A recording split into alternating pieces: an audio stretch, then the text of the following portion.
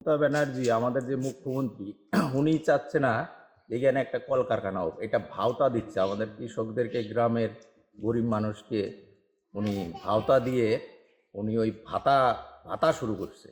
শিল্পটা হলে তো ভালোই হয়, দক্ষিণবঙ্গে যেসব শিল্প আছে ওই সব শিল্পই চলে যাচ্ছে। উনি কী করে শিল্প করবে?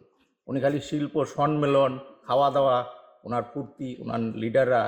আর কাটমানির জন্য শিল্প কোথার থেকে আসবে? দেশ বিদেশে তো জানে পশ্চিমবাংলার অবস্থা কি, হচ্ছে না। বিশাল সমস্যা।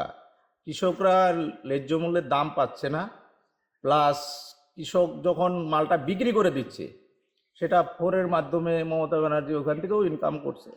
এটাই তো বোঝা যাচ্ছে এখন পশ্চিমবাংলার অবস্থা। আমরা চাই কৃষকদের ন্যায্য মূল্যে দাম হোক জিনিসের, সেরকম একটা সরকার এখানে বসুক যেন কৃষকদের কথা ভাবে। এই ব্যর্থ। ব্যর্থ মানে উনি চলেই না, উনি যে কী করে টিকে আছে আচ্ছা। এই আমরা বুঝতে পারতেছি না। উনি ভাতা দিয়ে মানুষকে কিনে নিচ্ছে, এইসব করে কি?